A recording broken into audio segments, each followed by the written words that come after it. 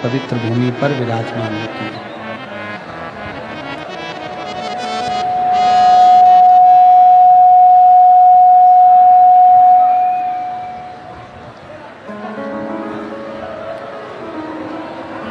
आप देखिएगा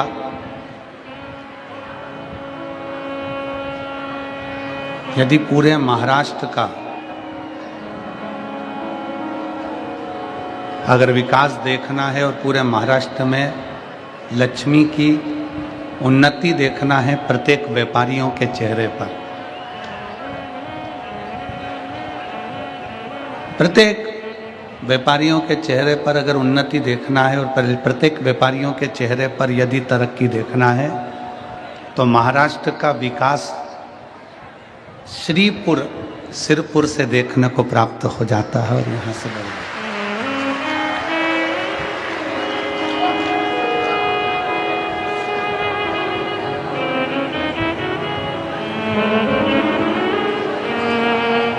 ये पवित्र भूमि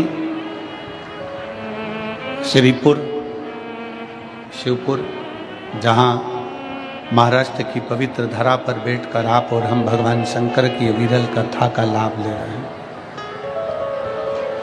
लाखों की संख्या में आप सब आए हैं। इस व्यासपीठ के माध्यम से केवल एक ही निवेदन है कि आप इतनी ज़्यादा संख्या में आए हैं तो निवेदन केवल इतना है कि अपना समय निकालकर यदि आप यहाँ पहुँचे हो तो समय निकालकर अगर यहाँ आए हो तो 2.5-3 घंटा अपना पूरा ध्यान शिव महापुराण में दे दो। अड़ोस पड़ोस में कौन बैठा है, क्या कर रहा है, क्या बोल रहा है, उससे मतलब ना रखते हुए शंकर की शरणागति पर ध्यान, शिव जी की शरणागति पर ध्यान दीजिए। जिस पुराण को आप सुनने के लिए बैठे हैं ये दुनिया की निगाह में केवल शिव पुराण है। आवाज क्लियर करो, क्लियर आवाज नहीं आ रही है, सब दूर आवाज क्लियर जाना चाहिए और यहाँ पर भी आवाज क्लियर आ रही है। गूंज रही आवाज, हमको ही समझ में नहीं आ रही कि हम क्या बोल रहे हैं।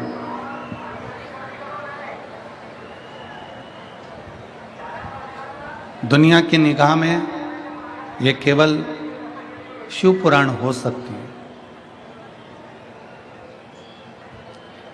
दुनिया की निगाह में यह केवल शिव पुराण बोली जा सकती है, पर जिसने ध्यान लगाकर सुन लिया, जिसने दिल लगाकर सुन लिया, जिसने हृदय से श्रवण कर लिया, तो ये केवल शिव पुराण नहीं है, ये स्वयं मेरे गौरी शंकर का एक स्वरूप अपने दिल में बिठाना है, अपने हृदय में।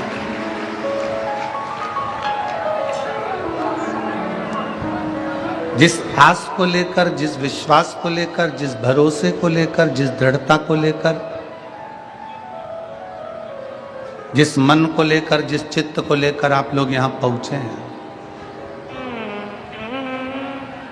और पूरा भरोसा, मेरी सिरपुर की जीजियों, मेरे सिरपुर के जीजाओं, मेरी बेटियों, बेटाओं, मेरी माताओं, मेरे भाई, बहुत ध्यान लगाकर सुनना कि सिरपुर की धरा पर अगर ये कथा चलकर आई है तो ये मानकर चलना कि केवल अकेले कुबरेश्वर बाबा इस कथा को कर भी साथ में चलकर कथा को बांचने के लिए।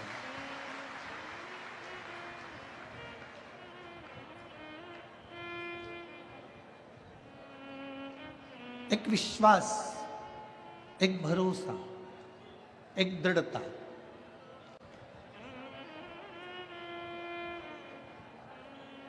पुराण मानोगे तो ये पुराण है, शास्त्र मानोगे तो ये शास्त्र है, वेद मानोगे तो ये वेद भी है, उपनिषद मानोगे तो ये उपनिषद भी है, और शास्त्र मानो तो शास्त्र भी है, और पाठ मानो तो पाठ भी है।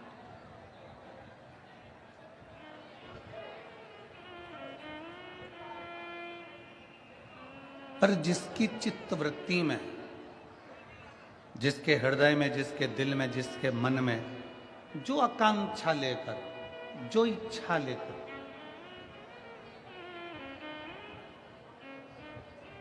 हम इस पवित्र पावन शिव महापुराण की कथा में जब पहुंचते हैं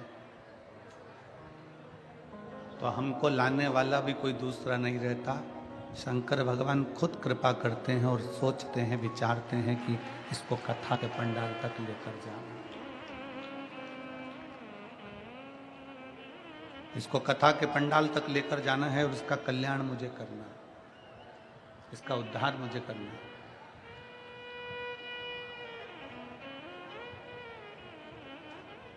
आज का जमाना बड़ा कॉपी करने का है, लोग एक दूसरे का पहनावा कॉपी कर लेते हैं।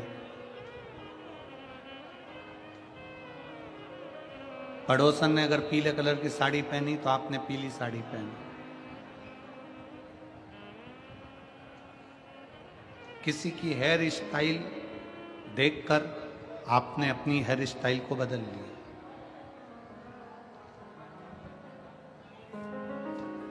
किसी के वस्त्र आभूषण को देखकर आपने वस्त्र आभूषण बदल लिया।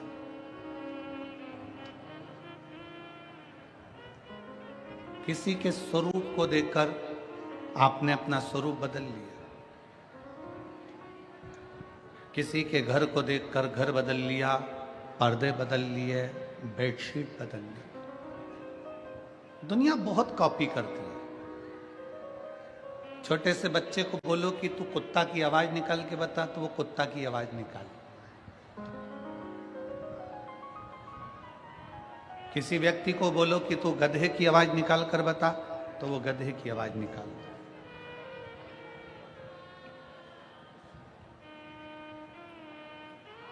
सब चीज की कॉपी हो सकती है, हर एक चीज की कॉपी की जा सकती है, पर शिव महापुराण की कथा कहती है कि किस्मत की कॉपी कभी नहीं हो सकती। किस्मत की कॉपी नहीं।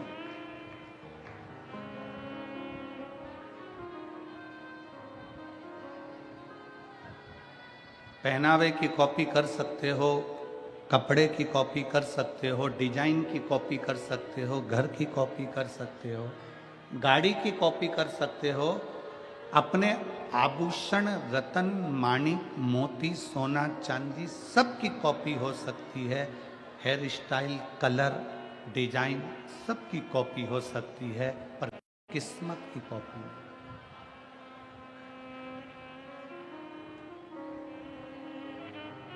एक बार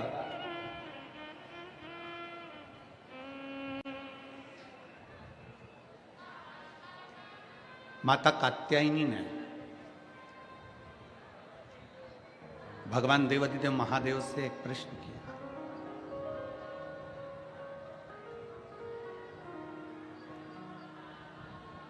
माता कात्यायनी ने शंकर भगवान से एक प्रश्न किया। मां कात्यायनी भ्रमण करती करती करती करती घूमती घूमती जा रही थी और भ्रमण करते करते करते करते पहुंच गई कैलाश धाम पर।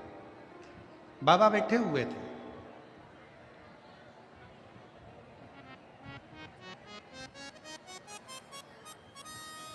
भगवान शंकर अपनी अलमस्ती में, अपने आनंद में बैठे हुए विराजे।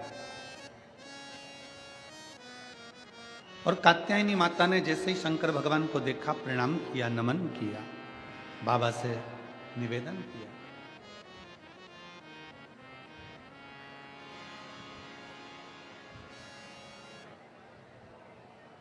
कि संपूर्ण ब्रह्मांड के मनुष्य जब जन्म लेते हैं, पृथ्वी पर जब मानव का जन्म होता है, पृथ्वी पर जब मनुष्य जन्म लेता है, पृथ्वी पर जब मनुष्य आता है, तो उसको कभी कभी हमने देखा है कि कोई एक जैसा भी पैदा हो जाता है, एक जैसा जन्म ले लेता है। क्या संसार में सबके दुख एक जैसे होंगे? क्या संसार में सबकी तकलीफें एक जैसी होगी? क्या संसार में सबके कष्ट एक जैसे होंगे? शंकर भगवान मुस्कुराकर माता कात्यायनी से कहते हैं, कात्यायनी,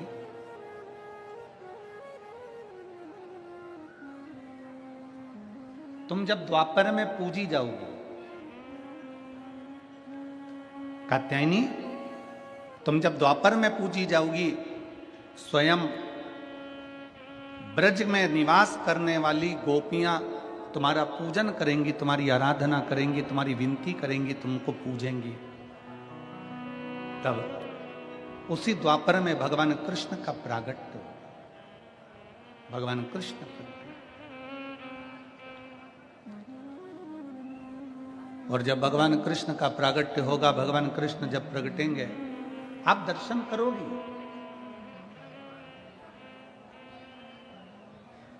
कि एक परमात्मा को भी मृत्यु लोक में आने के बाद कितना कष्ट सहना पड़ता है।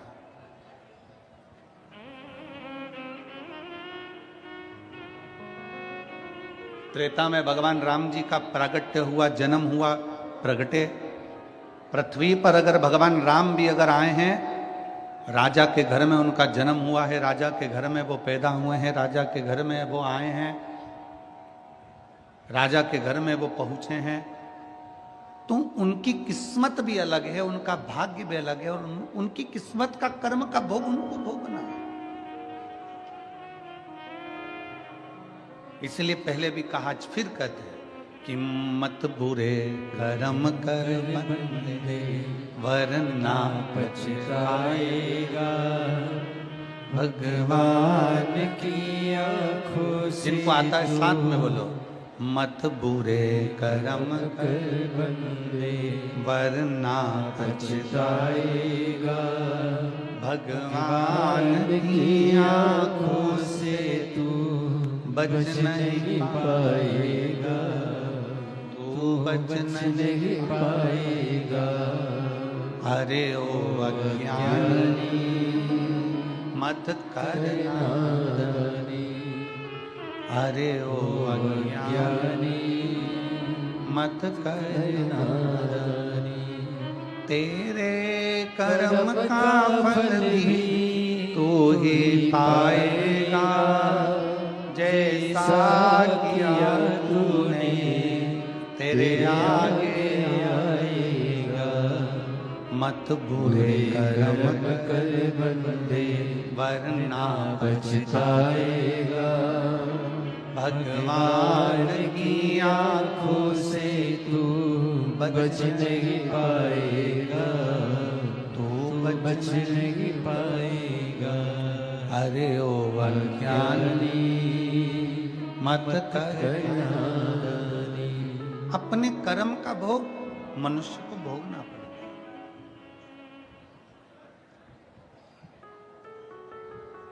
कोयला उठाकर फेंका, हाथ से कोयला भरकर फेंका, हाथ काला हुआ कि नहीं हुआ? जम के बोलो जरा,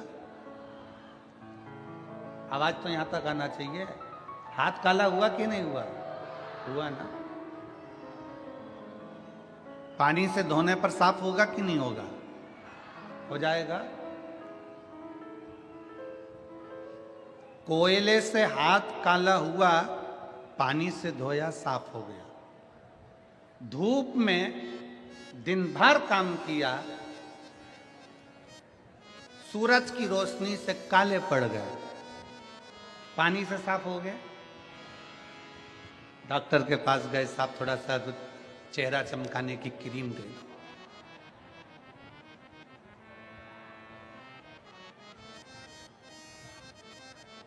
धूप में काले हुए ना, पानी से साफ नहीं हो गए, थोड़ा क्रीम मिरीम लगाया। वो माताएं ना जाने कौन कौन सा है। अभी हम जहाँ ठहरे हैं ना, जिनका भी मकान है उनको नमन करते हैं। हम जहाँ ठहरे हैं वहाँ उन्होंने बाथरूम में एक इतना बड़ा पैकेट रखा है, उस पर लिखा उपटन।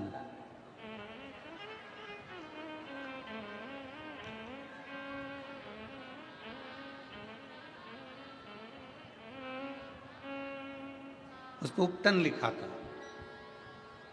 और उस पैकेट पे लिखा हुआ था 15 मिनट में सुंदर बनी है।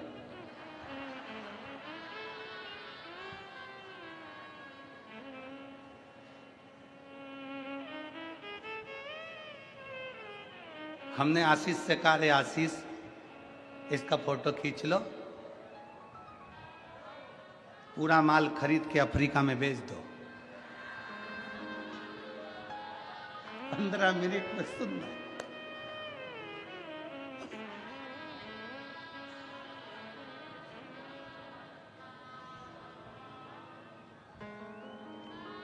कोयले से हाथ काला हुआ तो पानी से धुल जाएगा, धूप में काले हुए तो क्रीम से साफ हो जाएगा, पर अगर कर्म से काले हो गए तो जिंदगी भर साफ नहीं हो पाएगा।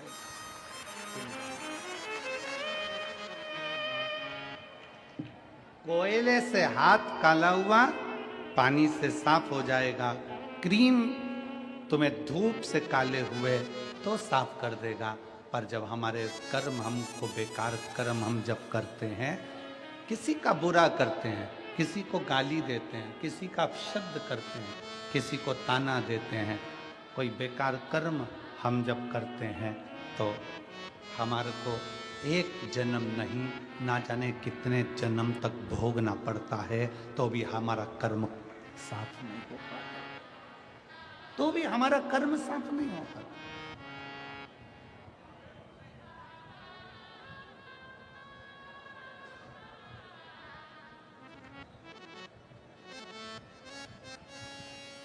अभी कृष्णेश्वर में थे हम,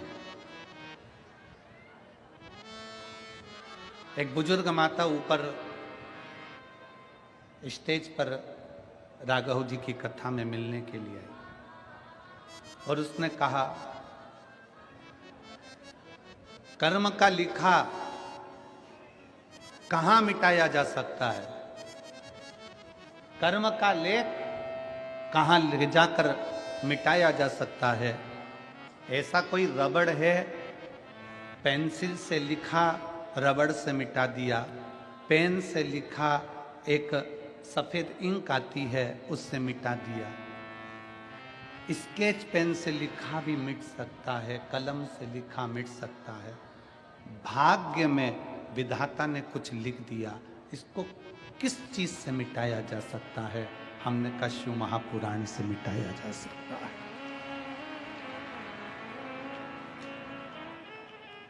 कर्म के लेख को शंकर भगवान की कथा मेट सकती है।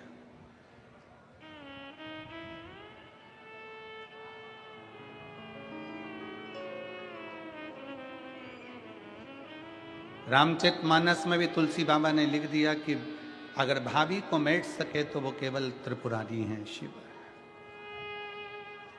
कर्म की गति को अगर कोई पलट सकता है तो वो शंकर, शिव।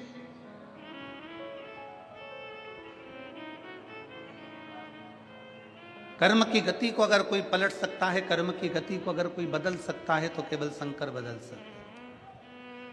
एक कथा बड़ी सुंदर आती है।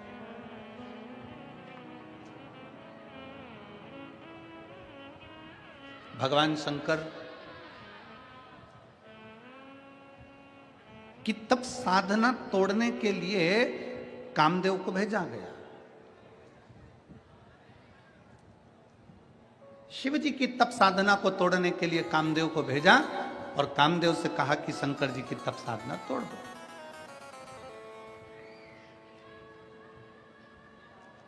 जाओ तोड़ो। कामदेव ने अपने तीक्ष्ण तीक्ष्ण बाण चलाए और शंकर भगवान की तप साधना तोड़ दी और कामदेव शंकर भगवान के नेत्र द्वारा जल के भस्म हो गया। बस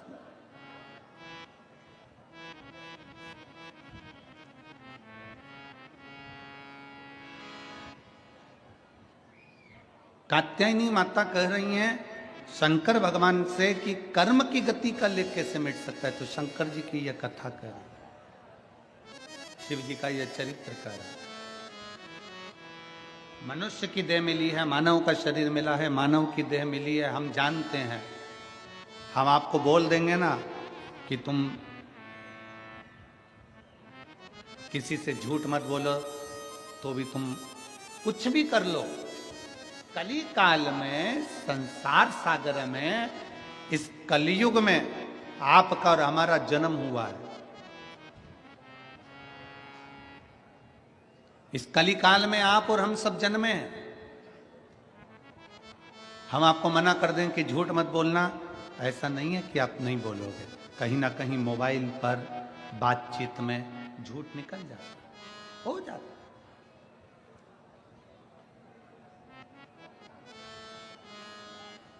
हजारों झूठ निकल गए, हजारों बार कपट हो गया, हजारों बार अपशब्द निकल गए, हजारों बार गालियां निकल गई, हजारों बार आड़े टेढ़े शब्दों का संबोधन निकल गया। 1000 झूठ बोलने पर, 1000 कपट करने पर, 1000 बेईमानी करने पर, 1000 प्रपंच करने पर, 1000 बार किसी का दिल दुखाने पर भी जो पाप कर्म होता है, उस पाप कर्म का भी 1000 गुना व्यक्ति को पाप कब लगता है? जब वो अपनी भाषा में, बोलचाल की भाषा में जब कह देता है, मैं भगवान की कसम खा रहा हूं, मैं शंकर जी की कसम खा रहा हूं, मैंने ऐसा नहीं किया। शिव महापुराण की कथा कहती है सारे दोषों से मुक्ति मिल सकती है। गाली दे दी, उससे भी मुक्ति मिल सकती है। अपशब्द बोल दिया, उससे भी मुक्ति मिल सकती है। असत्य बोल दिया, उससे भी मुक्ति मिल सकती है। पर जब व्यक्ति व्यवहारिक की बातों में, बातचीत की बातों में, व्यापार की बातों में, एक दूसरे को रिझाने की बातों में जब कह देता भगवान की कसम मैंने ऐसा नहीं किया, मैं शंकर जी की कसम खा के बोलता हूं मैंने ऐसा कर दिया, मैं शिव जी की कसम खा रहा हूं मैंने ऐसा कर दिया। जब व्यक्ति अपनी व्यवहारिक की बातों में अपना बल मजबूत करने के लिए, अपना बल मजबूत करने के लिए, अपनी प्रबलता दिखाने के लिए जब भगवान की कसम खाता है, शंकर जी की सौगंध खाता है, वो समझ लेना कि उसकी एक जिंदगी नहीं, अगर वो 78 बार भी पृथ्वी पर जन्म लेता है तो दुख भोगना ही पड़ता है, दुख भोगना ही पड़ेगा। जितने कसम खाने वाले होते हैं ना, जो ये कसम खाते हैं कि मैं भगवान की कसम खाऊं, मैं शंकर जी की सौगंध खाऊं कि मैंने ये कर दिया, मैंने वो, अपनी भाषा को सुधार लो, अपनी भाषा। सिरपुर की इस शिव महापुराण की कथा से, हाटकेश्वर महादेव की कथा से एक संकल्प लेकर जाना कि आज के बाद मैं अपनी भाषा में कभी भी भगवान की कसम नहीं खाऊंगा, शंकर की कसम नहीं खाऊंगा, शिव की कसम। हमारे कितने जन्म, एक बहू सास से कह देती है, मम्मी, सास ने पूछा तूने ऐसा कर दिया, मैं भगवान की कसम खा के बोलती हूँ मैंने ऐसा करा ही नहीं। तुमने एक कसम, जिस दिन तुमने शिव महापुराण की कथा को दिल से सुन लिया, जिस दिन भगवान शंकर की कथा को आपने चित्तवृत्ति से, हृदय से सुन लिया, उस दिन तुम्हें समझ में जाएगा कि कसम कभी नहीं खाना चाहिए, कसम कभी ना खाना।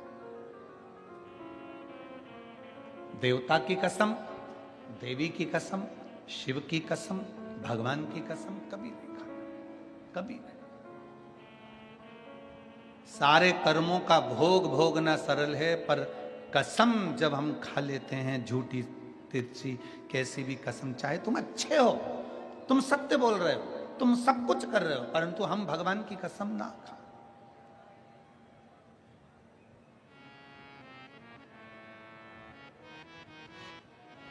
जज के सामने भी जाकर खड़े होगे ना, तो जज भी नहीं कहेगा कि तुम भगवान की कसम खाओ, जज कहेगा इस गीता पर हाथ रखो, और गीता पर हाथ रखकर बोलो कि तुमने ऐसा किया। तुम गीता पर हाथ रखो, तुम शास्त्र का स्पर्श करो, तुम शास्त्र को छुओ, क्या तुमने ऐसा करा?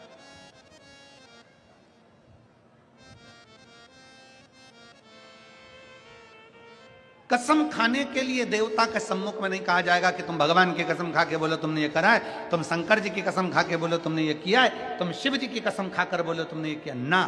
अपनी जिंदगी में एक सोच अच्छी लाइए कि मेरे मुख से कभी भी भूल से भी मैं शंकर जी की कसम नहीं खाऊंगी, क्योंकि उसकी कसम खा लिया तो जिंदगी में कितने भी जन्म ले लो वो कर्म की गति कट नहीं सकती, वो कर्म का भोग कट नहीं सकता।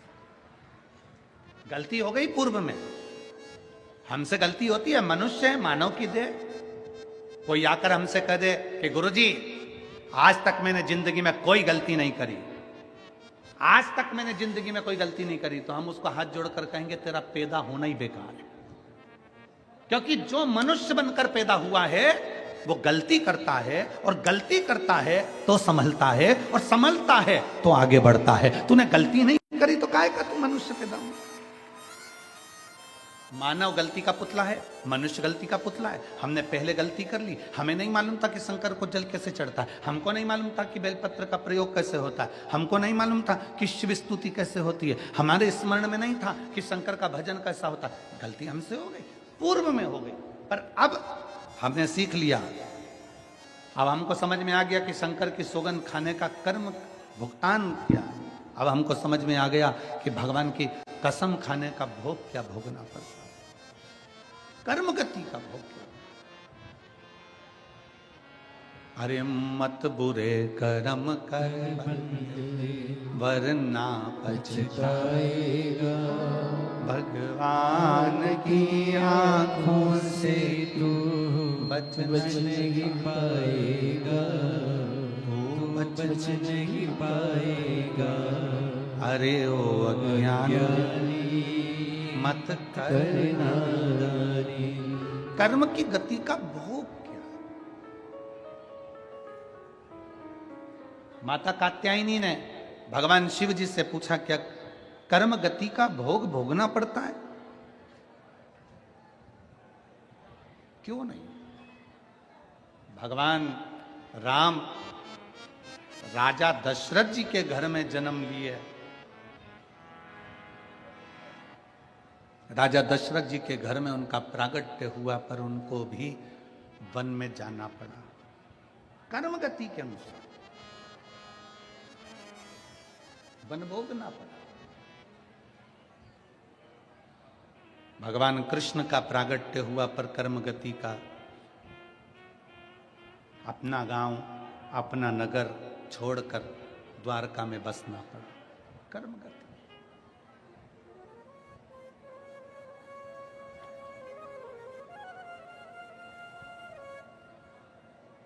इस मनुष्य शरीर में ऐसा नहीं कि हमसे गलती ना होगी, गलती हो जाती है। पूर्व में आपने कसम खाई होगी, पूर्व में आपने कोई कसम ले भी ली होगी, पूर्व में आपने अपने भगवान की कसम, हाँ आपस में तुम कसम खा लो, हमें मना नहीं।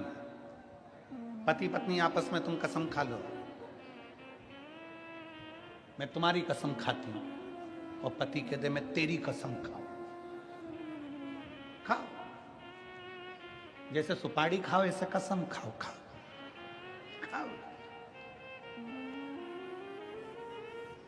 पर घर के लोगों की भी कसम अगर खाओ तो इतना याद रखना, सुपारी जैसी खाना।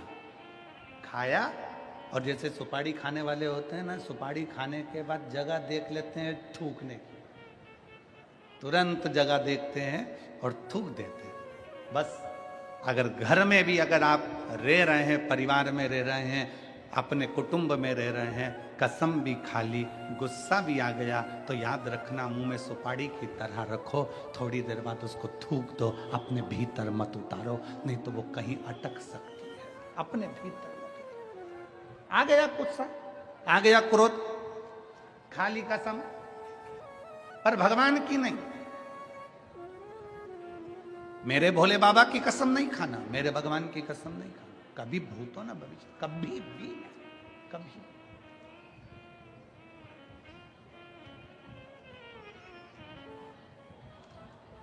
क्या कर्म गति का भोग भोगना पड़ेगा? क्यों नहीं भोगना पड़ेगा?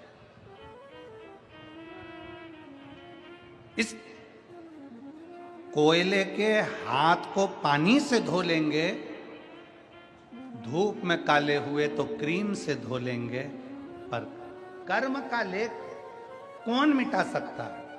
कौन सी जगह है जहां जाकर हम हमारे कर्म का लेख मिटाते?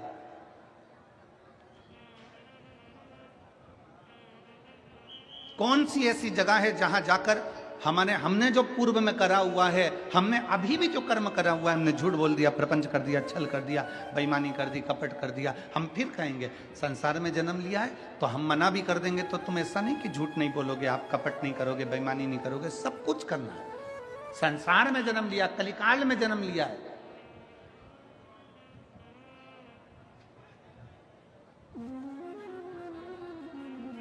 कर्म का भोग तो भोगना, ठीक है।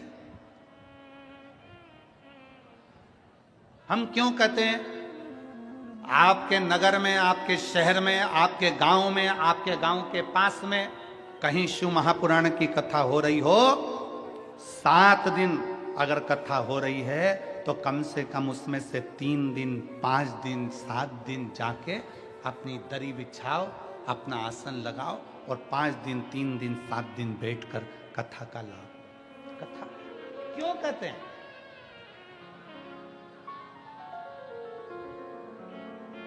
क्यों शिव महापुराण की कथा कहती है कि पंडाल में बैठने वालों को भगवान भोलेनाथ कुछ ना कुछ दे देता? एक पत्र है,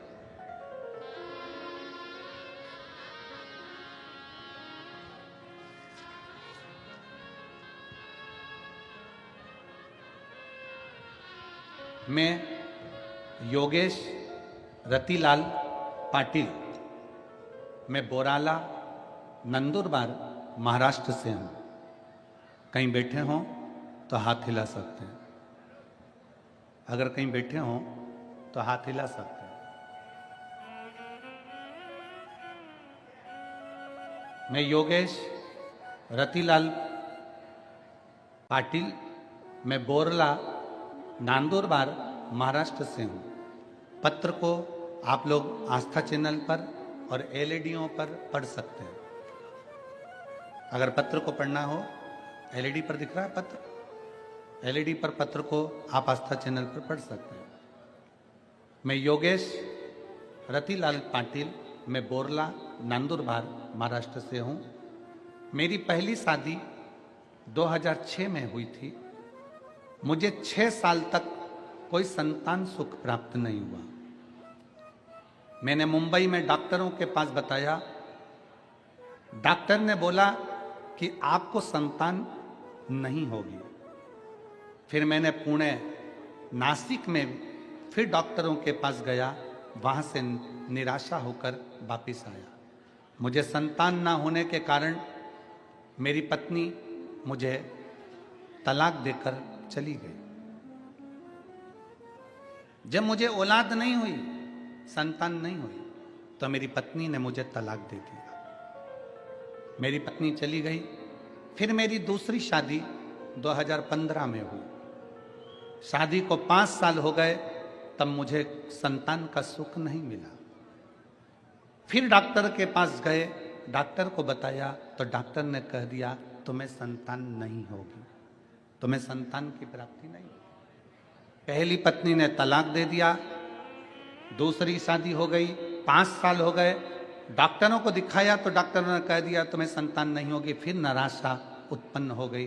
अब करें तो करें क्या, संतान की प्राप्ति नहीं हो रही। मेरी पत्नी को किसी ने बताया कि टीवी पर आपकी कथा आती है। तब मैं और मेरी पत्नी योगेश्वरी आपकी कथा 2021 से मोबाइल पर डाउनलोड कर कर सुनते हैं। हम शिव जी को 1 लोटा जल चढ़ाते, आचमन करने लगे। आपने सफेद आंकड़े की जड़ का उपाय बताया, हमने वो भी करा। सफेद आंकड़े की जड़ का प्रयोग कर कर तुमरुका जी का आंकड़े का जड़ का प्रयोग करा, बाबा से विनती करी और मालेगांव कथा का स्मरण कर बाबा से विनय करा। पंडाल में कथा श्रवण करने का क्या लाभ है, ये मैं आपको बताना चाहता हूं गुरुदेव। मैं बाबा को प्रणाम करके 1 बार सफेद आंकड़े की जड़ का प्रयोग करा, 2 बार करा, 3 बार करा, 4 बार करा।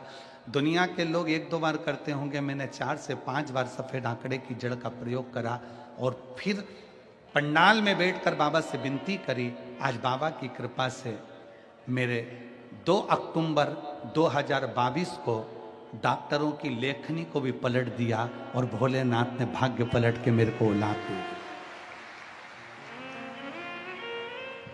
कहीं बैठे हैं, अगर बैठे हों और अगर बच्चा साथ में आया हो तो उसको मंच पर ला सकते हैं, व्यासपीठ पर ला सकते हैं।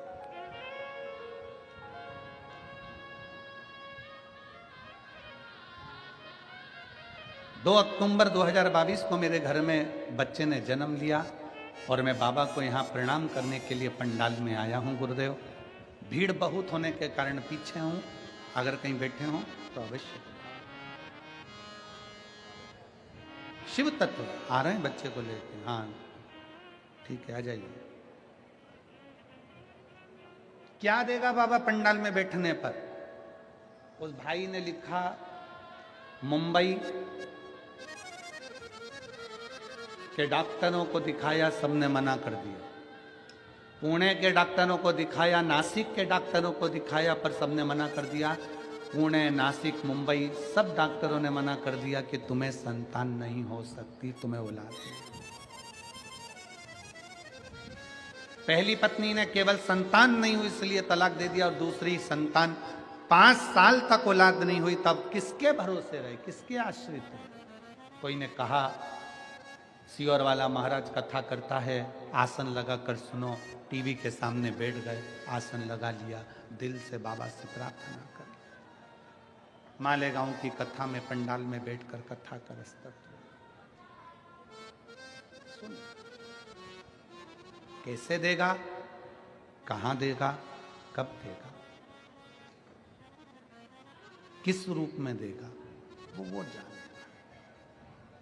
विधि के विधान को भी अगर पलटने की सामर्थ्यता है, कोई कह दे तुम्हारा हाथ देखकर, कोई कह दे तुम्हारा भाग्य देखकर, तुम्हारा भविष्य अगर कोई बता दे कि ये तुम्हारे जीवन में दुख है, ये तुम्हारे जीवन में तकलीफ है, ये तुम्हारे जीवन में कष्ट है, कोई तुम्हारा भविष्य भी बता देना। मेरे शंकर भगवान भविष्य नहीं बताते, याद रखना। मेरे शिव जी भविष्य नहीं बताते। हमको आपकी पत्रिका देखना, हमको आपका हाथ देखना, हमको आपका चेहरा देखना, हमको आपका पांव देखना, हमको आपका स्वरूप देखना नहीं आता। शंकर भगवान भविष्य नहीं बताते। अगर भविष्य बताते तो यशोदा जी के दरवाजे पर जब गोदी में भगवान कृष्ण आए थे तो यशोदा जी से कह देते कि तेरे लाला पर पूतना आएगी, कर्णावत आएगा, अघासुर आएगा, बकासुर आएगा, कंस तेरे लाला को पछाड़ेगा, तेरे लाला को मारने के लिए कंस आएगा। अगर मेरे भोले बाबा अगर भविष्य बताते तो भगवान कृष्ण जब गोदी में यशोदा जी के दरवाजे पर आए थे तो कृष्ण का पूरा भविष्य बता देते। मेरे शंकर भगवान अगर भविष्य बताते तो अयोध्या में राम जी का दर्शन करने गए थे और राम लला जब उनकी गोदी में थे तो राम का भविष्य बता देते कि तुम्हारा बेटा बन जाएगा, उसके साथ ये होगा, सीता का हरण होगा। मेरे भोले बाबा भविष्य नहीं बताते, बस मेरे भोले बाबा एक काम करते हैं, वो भविष्य बताते नहीं हैं पर भविष्य को पलट कर रख देते हैं। मेरे भोले बाबा भविष्य नहीं बताते पर भविष्य को पलट कर रख देते हैं। तुम्हारी किस्मत में दुख लिखा है, तुम्हारी किस्मत में दुख तकलीफ लिखी है, कष्ट लिखा है, तुम शंकर की आराधना में लग जाओ, तुम शिव की स्तुति में लग जाओ, बाबा संभाल ले। सारी समस्या का हल एक लोटा जल। एक बहन ने पत्र लिखा, अर्चना, पति का नाम तुषार सिंधे, गांव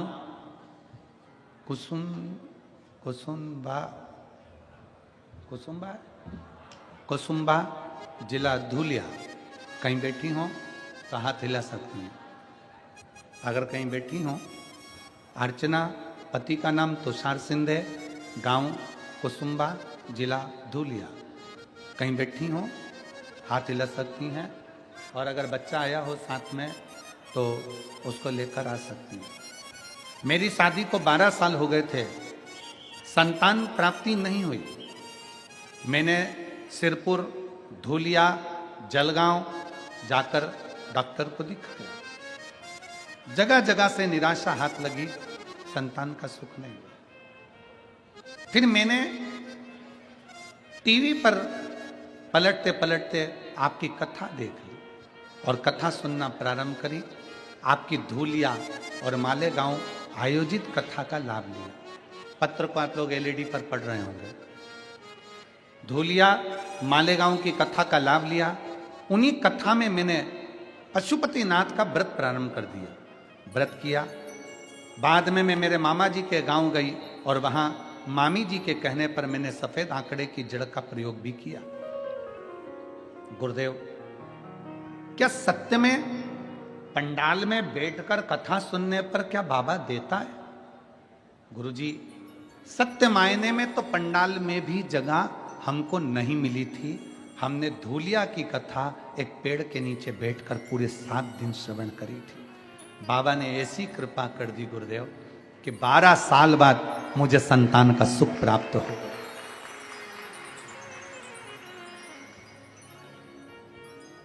12 साल के बाद मुझे औलाद की प्राप्ति हुई।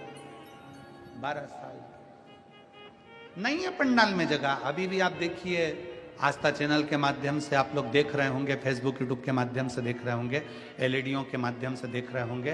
पंडालों में बड़े विशाल विशाल पंडाल लगाए हैं।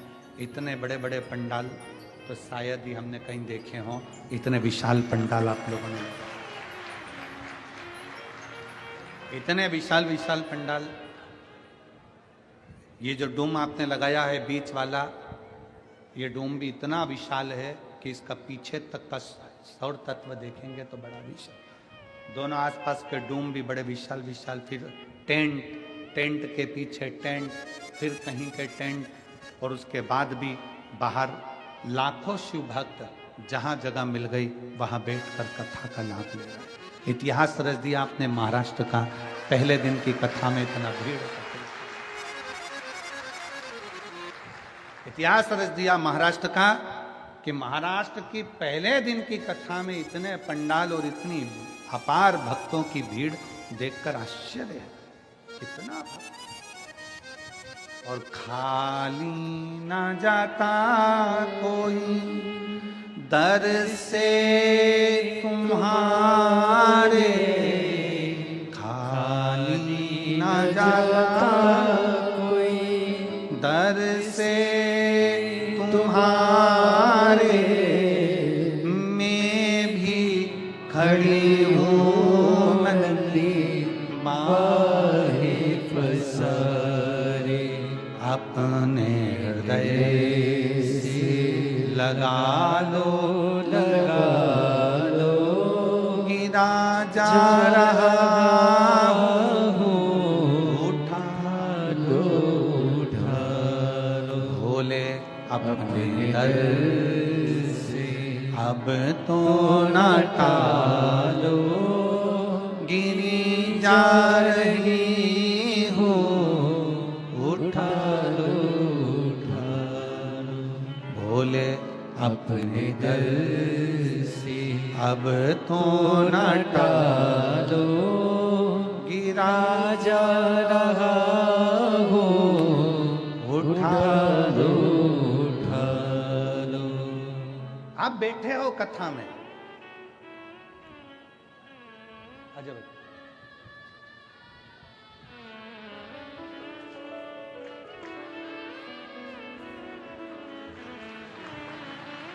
योगेश रतिलाल पाटिल,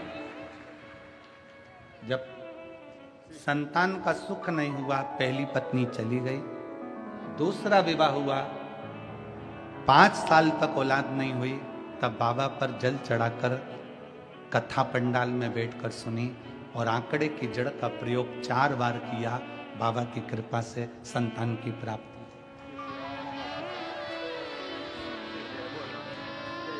समूह बोलो श्री।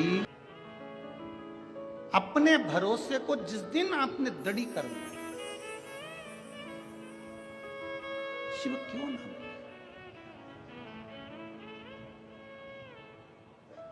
भगवान शंकर क्यों ना, बस विश्वास को दृढ़ बनाना, भरोसे को दृढ़ बनाना। हम किसी भी रूप में भगवान शंकर के चरणारविंद के दास बन जाएं, शंकर जी के चरणों के उपासक।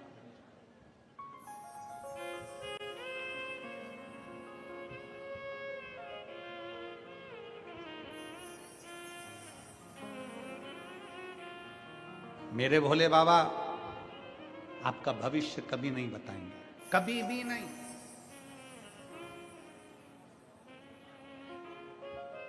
और कभी जिंदगी में हमसे मिलने भी आओ तो हमसे ये मत कहना कि हमारा भाग्य बताओ या हमारा भविष्य बताओ। ना ना, शंकर भगवान भविष्य नहीं बताते। शंकर तुम्हारे भविष्य को पलट कर रख देते हैं, तुम्हारा भाग्य बदल कर रख देते हैं। भविष्य बदल दे वो शिव है। भविष्य बताए वो शंकर नहीं हो सकता, भविष्य को पलट कर रख दे। दुख है, तकलीफ है, कष्ट है, बीमारी है और रोग है, जिंदगी में बहुत कष्टों की जिंदगी जी रहा, बहुत पलट।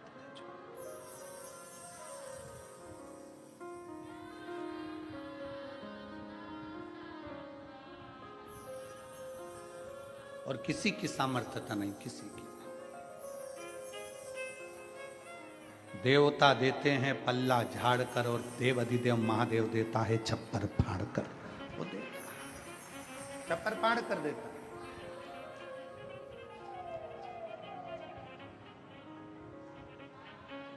जब सिरपुर समिति, सिरपुर की ये शिव महापुराण उत्सव समिति जब सीहोर में कथा लेने के लिए आई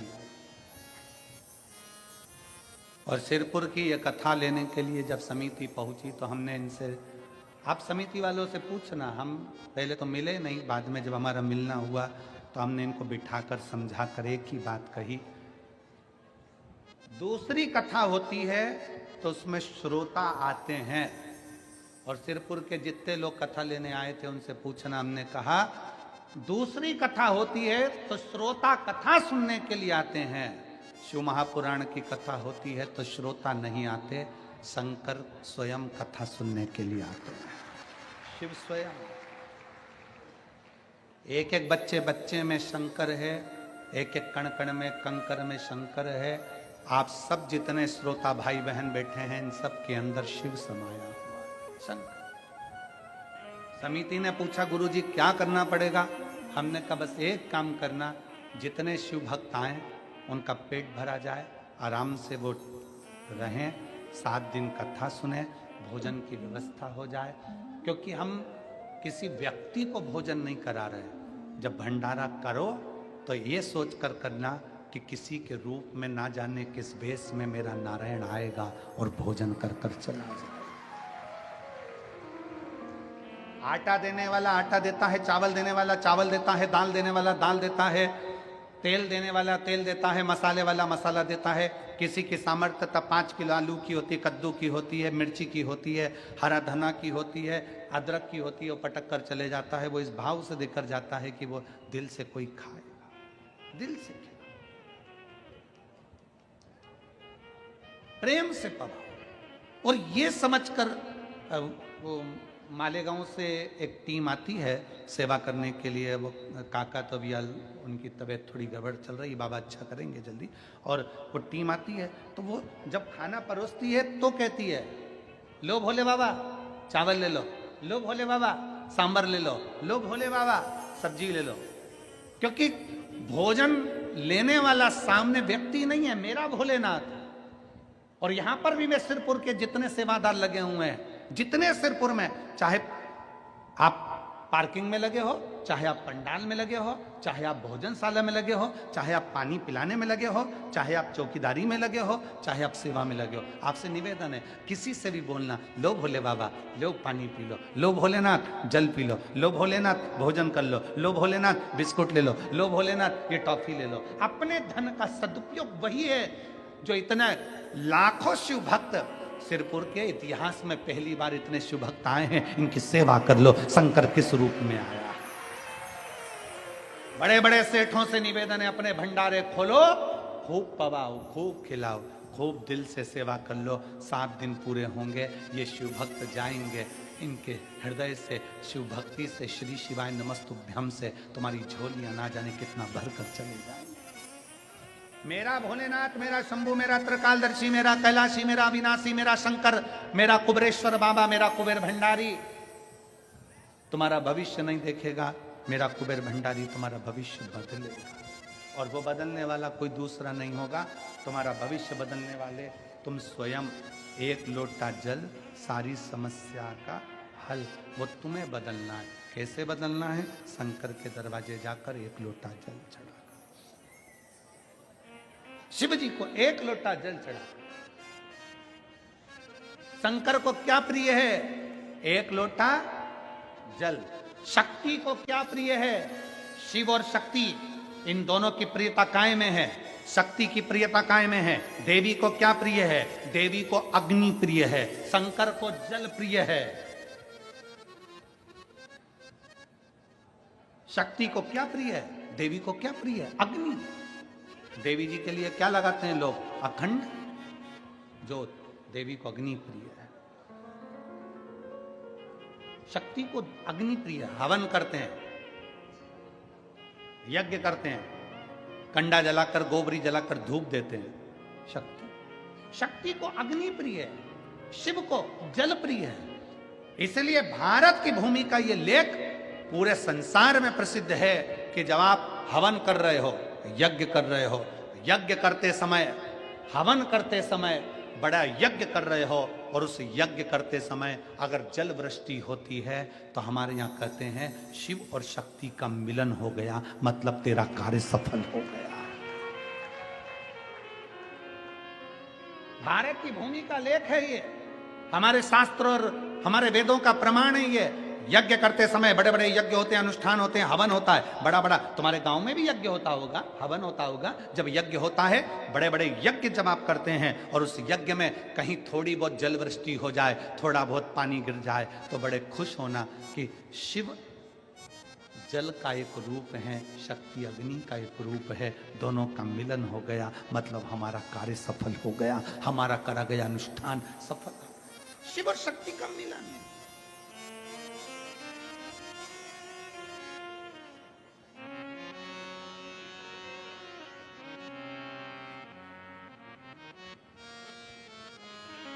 शिव शक्ति का मिलन है, दोनों का मिलन। और ये अनुभव, ये विचार, ये सोच अपने भीतर लेकर आइए। शंकर की कथा कहती है अपने भीतर ये भाव प्रकट कर कर लेकर आइए। अपने भीतर ये भाव है कि जब हम जल चढ़ाने के लिए भगवान शंकर के मंदिर में जाते हैं, जब हम जल चढ़ाने के लिए शिव के द्वार पर जाते हैं, जब हम जल चढ़ाने के लिए शंकर भगवान की चौखट पर पहुंचते हैं, जब हम जल चढ़ाने के लिए शिव तत्व की ओर जाते हैं, जब हम जल चढ़ाने के लिए शंकर के दरवाजे पर जाते हैं, जब हम जल चढ़ाने के लिए शिव की चौखट पर पहुंचते हैं, तो शंकर अकेले नहीं होते, शिव और शक्ति दोनों हमारे साथ होते हैं। भगवान शंकर का चरित्र कह रहा, शिव तत्व कह रहा।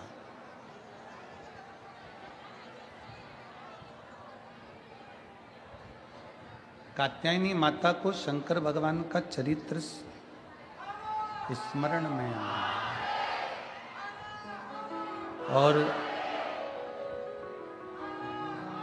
कहा जब कामदेव जलकर भस्म हुआ,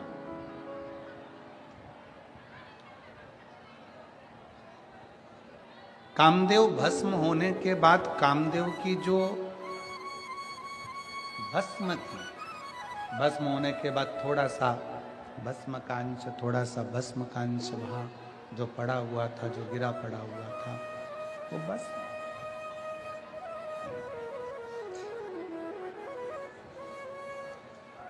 भगवान श्री गणेश जी महाराज वहां से निकल कर जा रहे थे।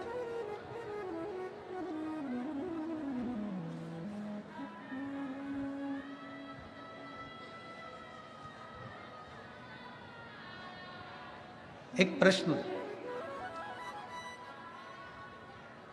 किसी ने काशी में किया था।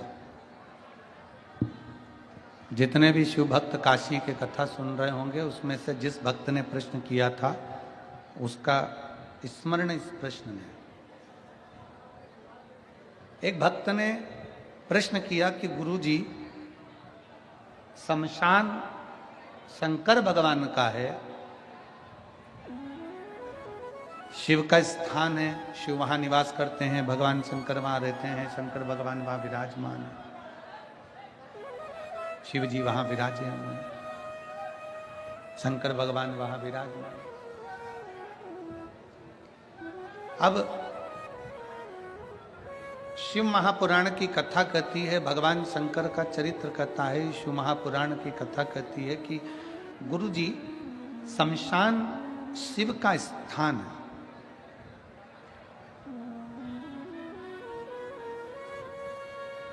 वहां जब किसी मुर्दे का अंतिम संस्कार होता है, जब किसी को अंतिम संस्कार किया जाता है, अग्नि में चिता पर उसको लेटाया जाता है, राख जो एकत्रित होती है, राख जो भस्म, जो राख एकत्रित होती है, वो भस्म, वो राख आखिरी में उसको उठाकर विसर्जन क्यों किया जाता है?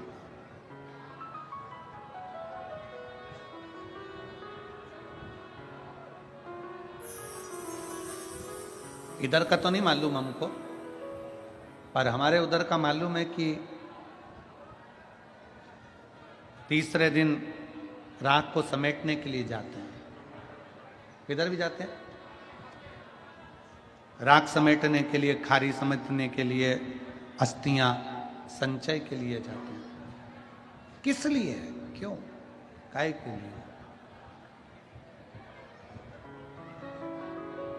कोई भी सनातन धर्म के अगर अंदर कोई भी चीज हो रही है, जैसे अस्थि संचय हो रही है या राख एकत्रित कर कर विसर्जन कर रहे हैं, या कोई भी चीज हो रही है, सनातन धर्म में ये शास्त्र से विमुख नहीं है, शास्त्र के अंतर्गत।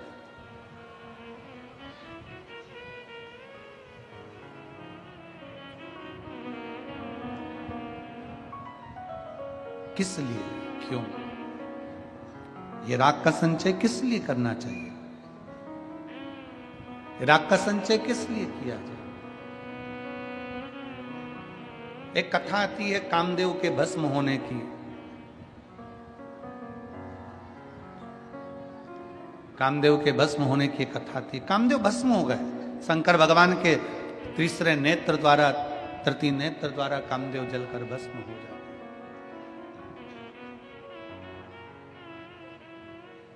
थोड़ी सी भस्म, थोड़ी सी राख पड़ी हुई है, और थोड़ी सी भस्म, थोड़ी सी राख जब पड़ी हुई है, गणेश जी वहां से निकल कर जा रहे हैं। भगवान गणेश जब वहां से निकल कर जा रहे हैं, गणेश जी निकलते जाते जाते वहां थोड़ी देर रुक गए, और रुककर गणेश जी ने देखा कि बहुत सारी भस्म पड़ी हुई है, तो गणेश जी ने महाराज वहां उस भस्म को उठा लिया, और भस्म को उठाकर श्री गणेश जी महाराज ने उसी समय पर उस भस्म का पानी मिलाकर एक पुतला तैयार कर दिया। आवाज क्लियर करिए। भस्म का एक पुतला तैयार कर दिया।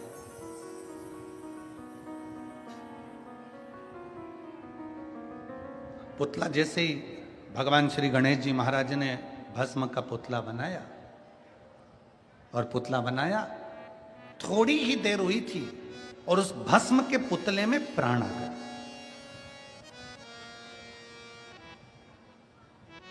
भस्म के पुतले में प्राण आए और पुतला चीखने लगा।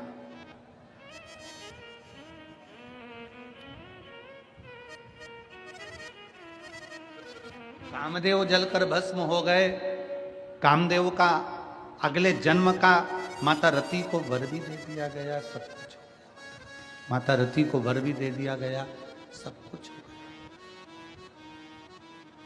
पर जो थोड़ी सी भस्म पड़ी हुई थी, जो थोड़ी सी भस्म थी, उसका पुतला बन गया। वो पुतला बनाकर उसमें प्राण भी आ गया। वो चिल्लाने लगा।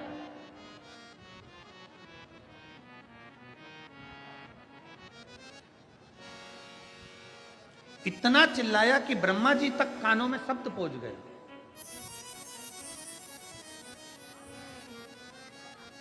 और ब्रह्मा जी के कानों में जब शब्द गया तो ब्रह्मा जी समझ गए कि ये चिल्लाने वाला कोई साधारण नहीं है। ये चिल्लाने वाला साधारण नहीं है। ब्रह्मा जी ने जैसे ही पुतला तैयार हुआ, तैयार होने के बाद पुतले ने प्राण ले लिया, और प्राण लिया तो इतना सुंदर बना, इतना सुंदर बना, राजकुमार जैसा। पर जन्म लेते से ही वो चीख रहा था, चिल्ला रहा था। तो ब्रह्मा जी ने उसका नाम भंडासुर रख दिया। कामदेव की भस्म का पुतला गणेश जी ने बनाया।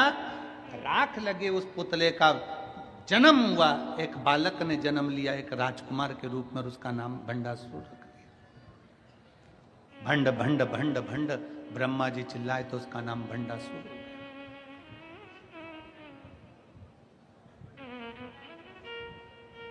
अब भंड ने सामने देखा तो श्री गणेश जी महाराज थे। भंड ने सामने देखा श्री गणेश जी बैठे हुए हैं, अष्ट विनायक, रिद्धि सिद्धि के दाता, बुद्धि के दाता, स्वयं श्री गणेश जी महाराज बैठे हुए, स्वयं श्री गणेश जी विराज।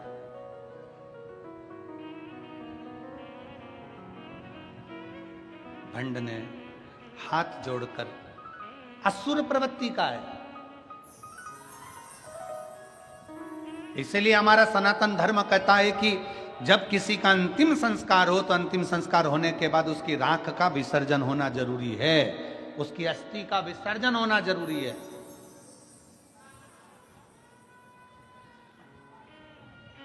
कौन असुर का क्या भाव वहां प्रकट हो जाए कोई नहीं कह सकते।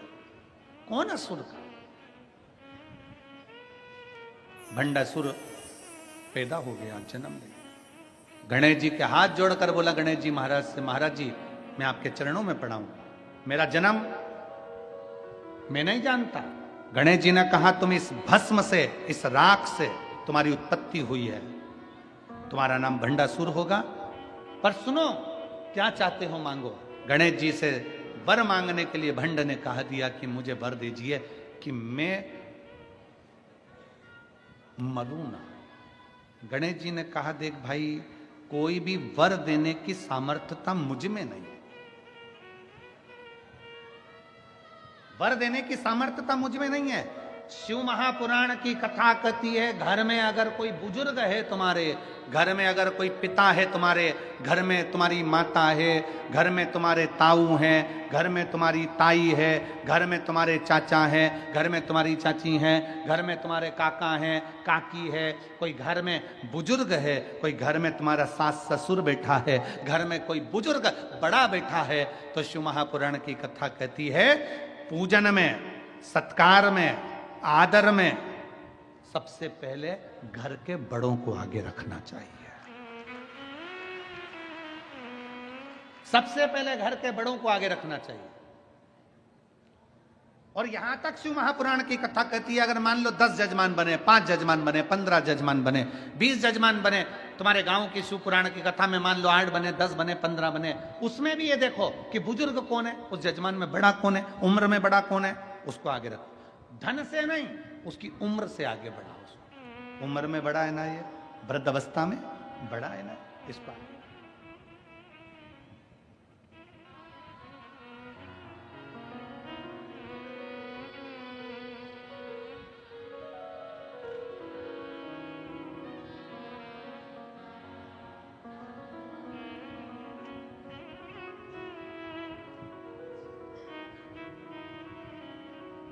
घर के बड़ों को अग्रण्य रखिए, घर के बड़ों को अग्रण्य रखो, पर घर के बड़ों से ये आस मत रखो कि हमको इतना धन देंगे। 3 शिव महापुराण की कथा कहती है 3 से कोई आस मत लगाओ। पहला, अपने माँ बाप से कोई आस मत लगाओ, जिन्होंने तुमको इतना शरीर दे दिया, जन्म दे दिया, पाल पोस के बड़ा कर दिया, उससे क्या आस लगा। अपने माता पिता से कोई आस मत लगाओ, उन्होंने जन्म दे दिया, पाल पोस के बड़ा कर दिया, तुम्हें काबिल कर दिया। अब तुम ये मत सोचो कि मम्मी मुझे अंगूठी देगी, चैन देगी, पापा मुझे प्रॉपर्टी देंगे, हिस्सा देंगे, खेत देंगे, खलियान देंगे। नहीं, शिव पुराण की कथा कहती है 3 से कभी आस मत लगाओ। पहला, अपने माँ बाप से ज्यादा चीज की आस मत लगाओ, उन्होंने काबिल बना दिया। अब बाबा से विनती करो, बाबा हमें माँ बाप का नहीं चाहिए, हमारे भाग्य का देना, हमारी मेहनत का देना। माता पिता से ज्यादा की आस ना लगाई जाए, माता पिता का आदर करा जाए। दूसरे नंबर पर, अपने ससुराल से ज्यादा आस मत लगाओ। दूसरे नंबर पर, अपने ससुराल से आस मत लगाओ। उस बाप ने, उस मां ने अपनी बेटी को पढ़ा लिखा कर, अपनी बेटी को काबिल बनाकर, अपनी बेटी को पढ़ा लिखा कर काबिल बनाकर तुम्हारे लायक कर दिया और अपनी जिंदगी की दौलत जिसने अपनी बेटी को पढ़ा लिखा कर काबिल बनाया उसने तुम्हारे साथ विवाह कर दिया। और उस ससुराल वालों से तुम गाड़ी की आस कर रहे हो, अंगूठी की आस कर रहे हो, फ्लैट की आस कर रहे हो, सोने की चेन की आस कर रहे हो, विदाई में घड़ी और सोफा सेट की आस कर रहे हो। पहले नंबर पर अपने माँ बाप से आस मत लगाओ, दूसरे नंबर पर अपने ससुराल से आस मत लगाओ, और तीसरे नंबर पर कहा कि दरवाजे पर अपनी दुकान पर कोई ग्राहक आए, अपने ऑफिस में कोई कस्टमर आए, उससे बहुत सारे धन की आस मत लगाओ। थोड़ा बड़ा कर दो, मना नहीं, पर एकदम ज्यादा बड़ा कर नहीं।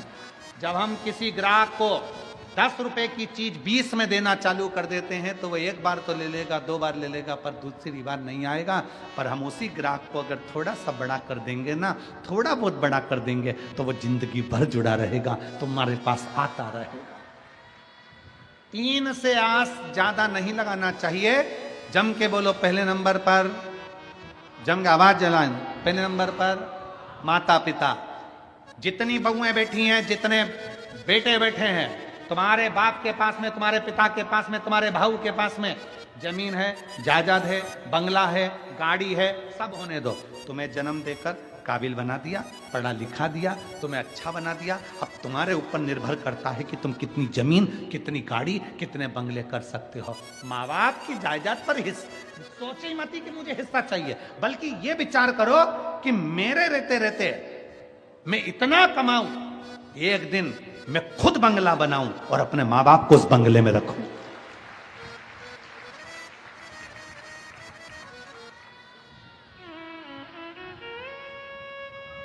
पर हम उल्टे हैं। प्रत्येक बहू की आस रहती है, मेरी सास तो वो छोटी देवरानी को सब दिए जा रही, सब दिए जा रही,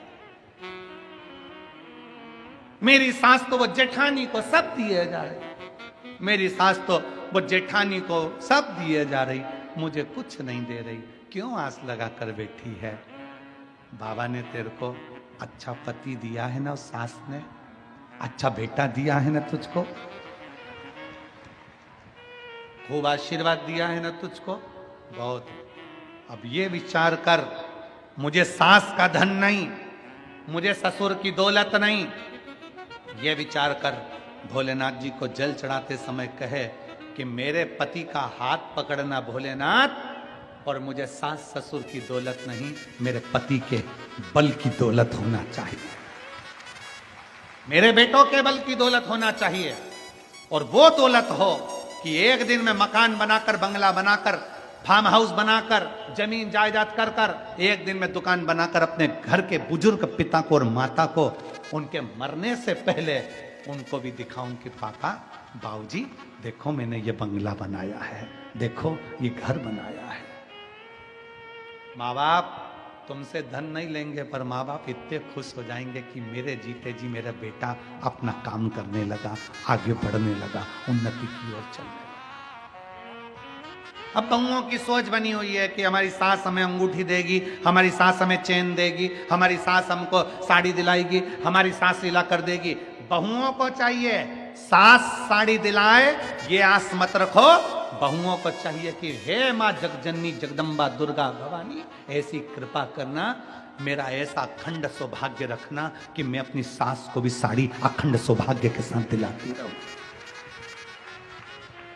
मैं किसी से लूं वो आस नहीं, मैं किसी को दूं। शिव महापुराण की कथा में क्या होता है? शिव महापुराण की कथा में होता क्या है? शिव महापुराण की कथा में यही होता है, एक पंडाल में लोग बैठकर बिस्कुट टॉफी कोई देकर जाता है, कोई कुछ पानी की बोतल लाकर देकर जाता है, कोई बेसन रोटी लाकर देकर जाता है, कोई भोजन लाकर देकर जाता है, खा लेते हैं। अगली कथा 2-3 कथा के बाद 3 महीने निकलते हैं, बाबा ऐसी कृपा कर देता है कि तुम्हें इस लायक बना देता है कि तुम दूसरे को खिलाना प्रारंभ कर देते हो। शिव महापुराण की कथा देना सिखाती है तो लेना भी सिखाती है। शिव महापुराण की कथा तुमको देने की सामर्थ्यता से देती है कि ले, ये दे देना, ले ये कर लेना, ले ऐसा करना। सामर्थ्य का है तुम्हारा।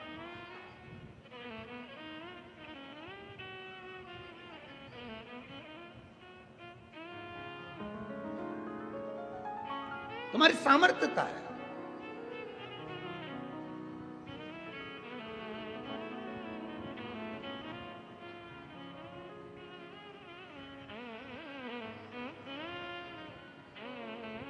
कल एक कृष्णेश्वर में एक भाई कह रहा था, गुरुजी तुमने छत्तीसगढ़ में बहुत कथा करी और फिर छत्तीसगढ़ में कथा कर करके फिर तुमने राजस्थान बहुत कथा करी, फिर तुमने मध्य प्रदेश बहुत कथा करी, फिर तुमने हरियाणा बहुत कथा करी, फिर तुमने महाराष्ट्र बहुत कथा करी और अब उत्तर प्रदेश जाने लगे। अब ये जितनी जगह करी उतनी जगह असर भी दिखा है कथा का। जितनी जगह शिव तत्व की ओर जागृत हुई है, शंकर को अपना बनाने का प्रयास करिए, शिव तत्व को अपना बनाना का प्रयास करिए, शंकर को जोड़ने का प्रयास करिए, शिव तत्व को जानने का प्रयास। 3 से आस मत रखिए। गणेश जी महाराज चाहते तो भांडासुर को वर दे देते, गणेश जी महाराज चाहते तो भांडासुर को वर प्रदान कर देते, पर गणेश जी ने कहा मेरी सामर्थ्यता नहीं कि मैं वर दे दूं, मेरी सामर्थ्यता नहीं। संतोषी माता का व्रत करोगे, सोमवार तुम आप मंगलवार का व्रत करोगे, तुम रविवार का व्रत करोगे, तुम तीज का व्रत करोगे, चतुर्थी का व्रत करोगे, छठ का व्रत करोगे, पंचमी का व्रत करोगे, कोई भी व्रत कर लो, व्रत तुम कर लो, पर तुम्हें देने की सामर्थ्यता केवल शंकर में है। कोई का भी व्रत करो, पर व्रत का फल तो शिव ही देते हैं, कोई दूसरा नहीं दे सकता, शंकर ही देंगे।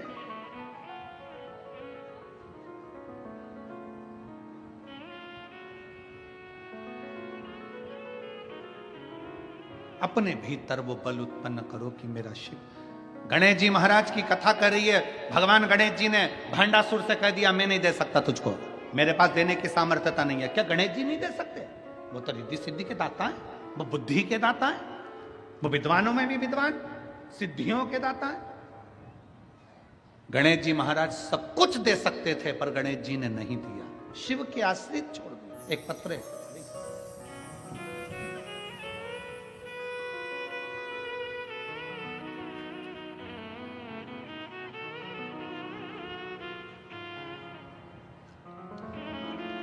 मेरा नाम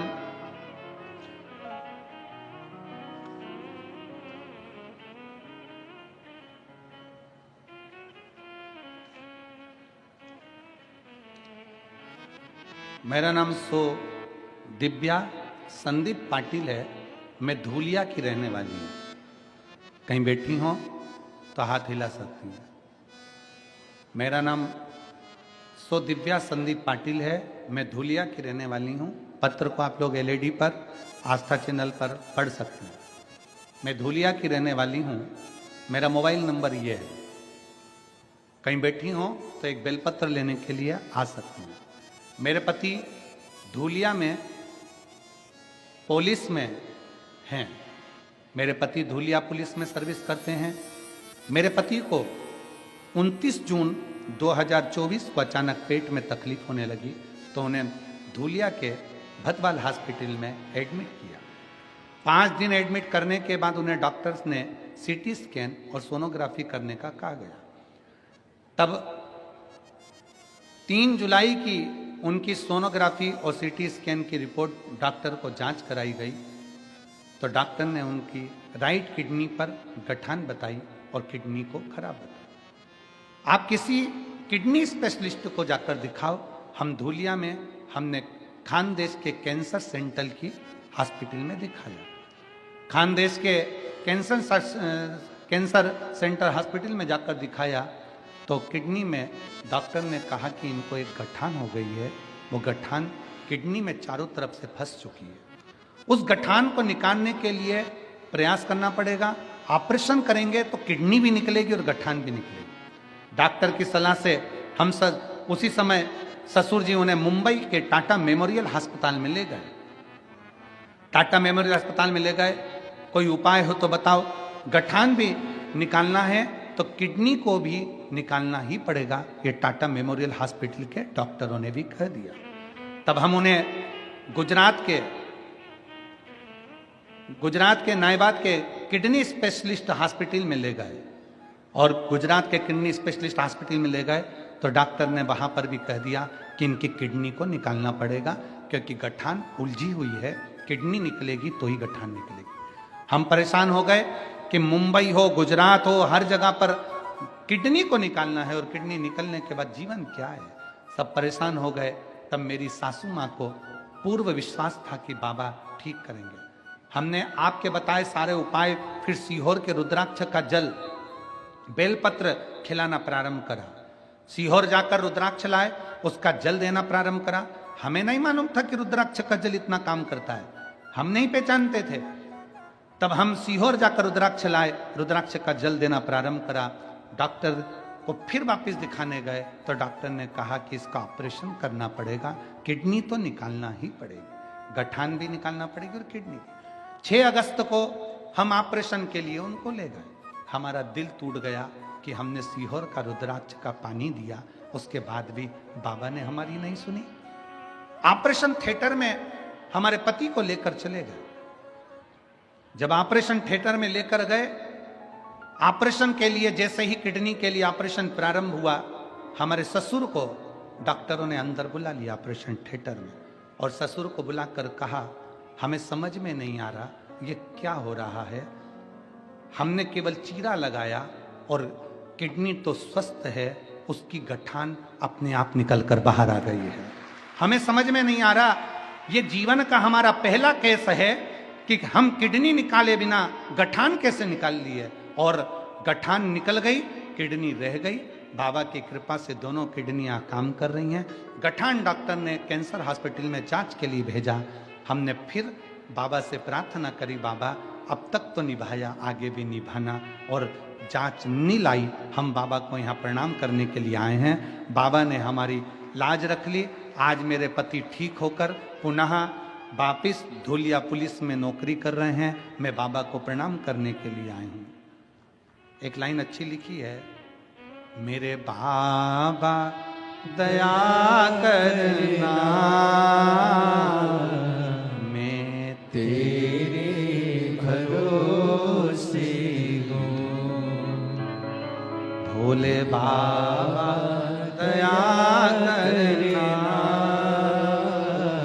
मैं तेरे भरोसे हूँ। ना घर के भरोसे हूँ, ना परिवार के भरोसे हूँ, ना घर के भरोसे हूँ, ना परिवार के भरोसे हूँ।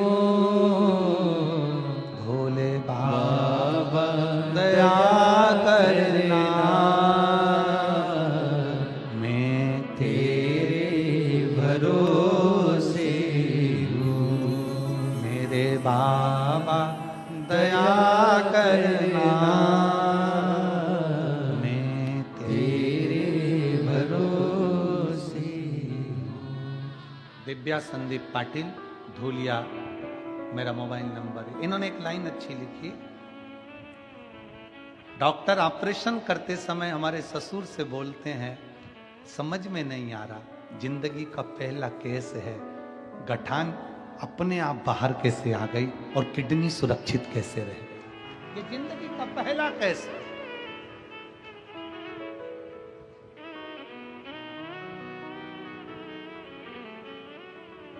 वो कुबेर भंडारी है। सीहोर कुबेरेश्वर धाम का रुद्राक्ष केवल रुद्राक्ष नहीं होता। अगर आप, कई लोगों ने नियम बना रखा है, हर प्रदोष हर महीने कई लोग कुबेरेश्वर धाम जाते हैं। कई, अब तो महाराष्ट्र से भी, औरंगाबाद से भी एक बस रोज प्रतिदिन चलती है कुबेरेश्वर धाम तक की, प्रतिदिन चलती है। शाम को चलती है, सुबह सुबह कुबेरेश्वर बाबा के धाम पर छोड़ देती है। कितना अजब है।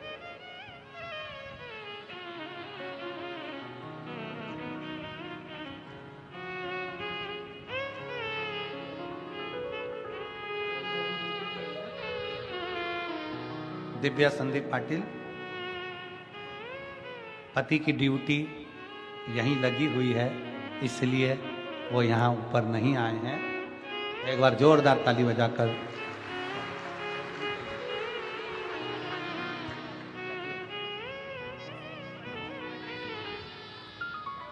शिव कृपा। किडनी में गठान का फंस जाना और डॉक्टरों का कहना एक सहजता नहीं सर। क्या है सीहोर के रुद्राक्ष में? कई लोग कहते हैं रुद्राक्ष महोत्सव होता है, हम लोग रुद्राक्ष महोत्सव में आते हैं। हम कहते हैं जिंदगी में कहीं जाओ ना जाओ, पर सीहोर में जब रुद्राक्ष महोत्सव हो 7 दिन का, 7 दिन मेरे बाबा के चरणों में पड़े रहो और उस रुद्राक्ष महोत्सव का आनंद लेते रहो। 7 दिन बाबा के चरणों में पड़े रहो।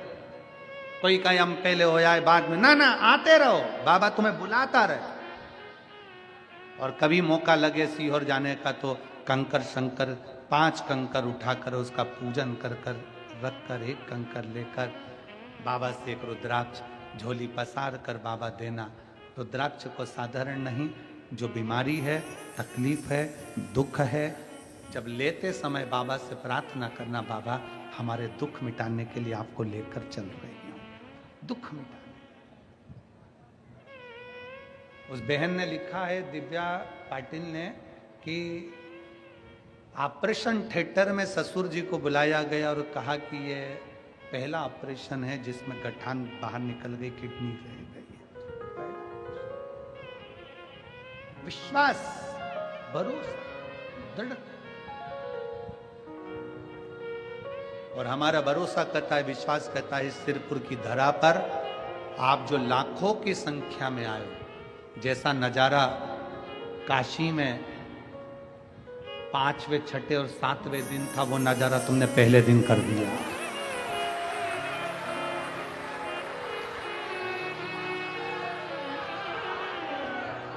जो नजारा काशी में 6ठे, 7वें दिन था, वो नजारा इस शिरपुर महाराष्ट्र की भूमि पर पहले दिन देखने को मिल रहा है। पहले दिन।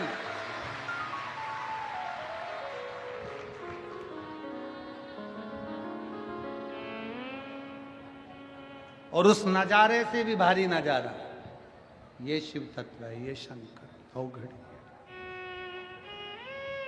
भरोसा। कुबेरेश्वर धाम का रुद्राक्ष साधारण नहीं, उस भूमि पर जाना साधारण नहीं है। 12 ज्योतिर्लिंग का केंद्र बिंदु है कुबेरेश्वर धाम की भूमि। जब दिल से जाओगे, 12 ज्योतिर्लिंग का बल कुबेरेश्वर बाबा की उस भूमि पर आता है। आप दिल से मांगोगे, वो दिल से देता है। जाओ, 1-2 दिन वहां रुको, बाबा के धाम पर दरी बिछाओ, सो, कंकर शंकर की पूजन करो, थोड़ा सेवा झाड़ू, भोजनशाला में भोजन परोसना, बनवाना, सब करो, सेवा में करो सेवा। शिव के आश्रित होकर शंकर। गणेश जी क्या देने की सामर्थ्यता नहीं रखते? गणेश जी दे सकते थे, पर अपने पिता को गणेश जी ने कहा मैं नहीं दे सकता कुछ भी। अपने घर के बुजुर्गों को आगे करिए, अपने घर के बड़ों को आगे करिए, अपने घर के आदरणीयों को आगे करिए, सत्कार करिए उनका।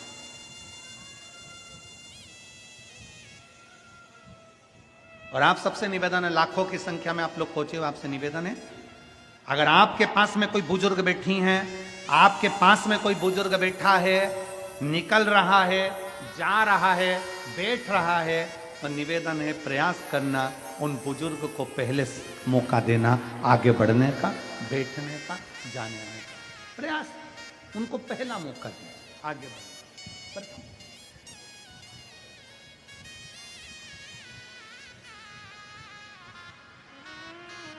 महाराष्ट्र पुलिस,